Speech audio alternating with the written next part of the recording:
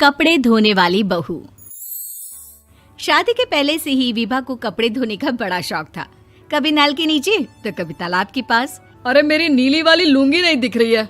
विभा की अम्मा, कहाँ रखी है लुंगी? अरे वो तो विभा ने परसों ही धोकर रखी थी आपकी अलमारी में, देखो वहीं होगी। वो ना मैंने आज धो दी, मुझे लगा कि गंदी हो गई होगी। अरे कैसे गंदी हो गई थी? उसे तो मैंने पहना भी नहीं। हे भगवान, इस लड़की के कपड़े धोने की आदत से परेशान हो गया हूँ मैं। जितना तो घर में राशन नहीं आता, उससे कहीं ज्यादा डिटर्जेंट पाउडर का खर्चा है। इसकी शादी करवा दो, शादी जाए अपने घर में ही करे काम, फिर चाहे घर के कपड़े धोने हो या पूरे गांव के। हाँ ठीक बोल रही हूँ, देखता हूँ मैं कोई लड़का। वो दिन भी आ जाता है जब विभा को देखने लड़के वाले आ जाते हैं। लड़की मुझे अच्छी लगी।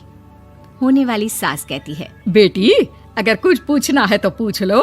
वैसे तो हमारी लड़की बहुत ही शर्मीली है, जो बोल दो वो मान लेती है, इसे क्या पूछना होगा। अरे कैसी बात कर रही हो माँ, मुझे इन लोगों के घर रहना है, सवाल तो कई है। हाँ हाँ बेटा, पूछ लो ना, क्या पूछना है। आप लोगों के घर कपड़े कौन धोता है? सास का मुंह बन जाता है। देखो, अगर तुम ये कहना चाहती हो कि तुम्हें कपड़े धोने नहीं आते तो सुन लो, कपड़े मैं ही धोती हूँ, लेकिन तुम्हारे आ जाने के बाद मैं रुमाल तक नहीं धोऊंगी। अरे चुप रहना भाग्यवान, बहू बेचारी घर आई नहीं, उसे डराना शुरू कर दिया। वो क्या है ना बिटिया, अभी तक तो ये कल्लू की माँ ही धोती थी, लेकिन अब तुम्हारे पापा तो दहेज में वॉशिंग मशीन देंगे ही। तभी विभा की माँ बोल पड़ती है, सवाल भी पूछा तो क्या। वैसे भाई साहब, मशीन की तो फिर भी कपड़े धोने की कैपेसिटी होती है। मतलब जो बिटिया दे रहे हैं ना विभा, इसे कपड़े धोने का बहुत शौक है। ये आप लोगों के क्या, आस पड़ोस गांव मोहल्ले सबके कपड़े धो दे और उफ तक ना करे। बाहर देखा नहीं आपने कितने कपड़े सूख रहे हैं? सब हमारी बिटिया ने ही तो धोए हैं। बस भी करो ना माँ, शर्म आ रही इतनी तारीफ सुनकर। और तो और एक दाग निकाल कर दिखाओ तो मान जाऊं। हाँ अच्छा, माफ करना बेटा, मैंने गलत समझा। हमें तो रिश्ता बहुत पसंद है। और ऐसे जुड़ जाता है रिश्ता कपड़े धोने का शौक रखने वाली विभा का। उसकी शादी हो जाती है कोयला फैक्ट्री में काम करने वाले कल्लू के साथ। शादी के बाद अचानक विभा चिल्लाती हुई सास के पास आती है। सासू माँ, अरे सासू माँ कहाँ है आप? ये तो धोखा है, धोखा दिया आप लोगों ने मुझे। इसे ससुर के चक्कर के बारे में पता चल गया। अरे तो उसमें तुझे क्यों धोखा मिला है? अरे नल में पानी नहीं आता, कपड़े कैसे कब धुलेंगे? अच्छा, तू पानी नहीं आ रहा उसकी बात कर रही है। तो आपने क्या सोचा? कुछ नहीं। अच्छा, तेरी माँ ने कहा था कि कपड़े धोने का शौक है तुझे, याद आया मुझे। शौक बोलकर कपड़े धोने वाले मेरे जुनून को कम ना आके सासू माँ, कपड़ा धोना मेरा गुरूर है। तभी पति भी वहाँ आ जाता है। अभी मैंने इसे सनी देओल की फिल्म दिखाई है, उसी के डायलॉग मार रही है माँ। अच्छा सुन, साफ साफ बता रही हूँ, पानी सुबह 4 से 6 और शाम को 10 से 12 आता है, समझी? विभा टाइमिंग सुनकर हैरान हो जाती है। ये क्या भूतों का मोहल्ला है? सुबह 4 बजे उठकर कौन कपड़े धोता है? 4 बजे टंकी में पानी जाता है, फिर सारा दिन धोना ना, किसने मना किया?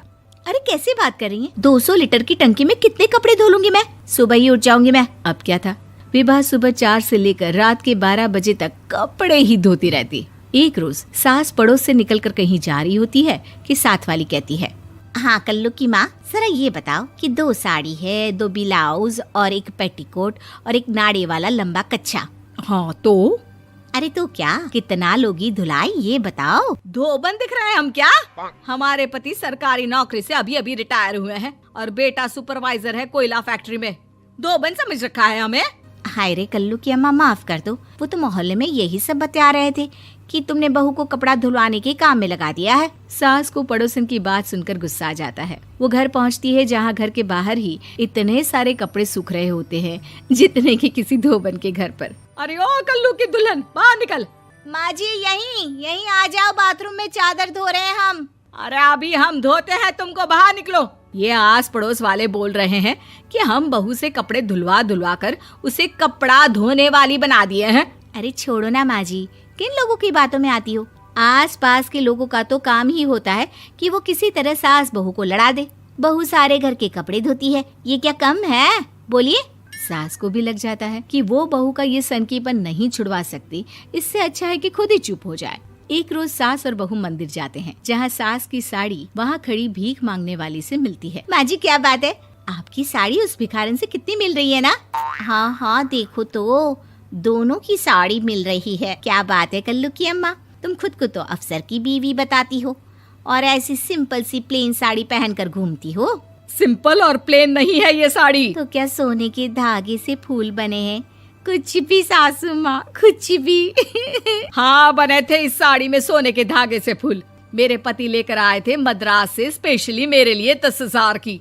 ताहे भाई साहब इस भिखारन के लिए भी सेम टू सेम साड़ी लेकर आए होंगे 10,000 की।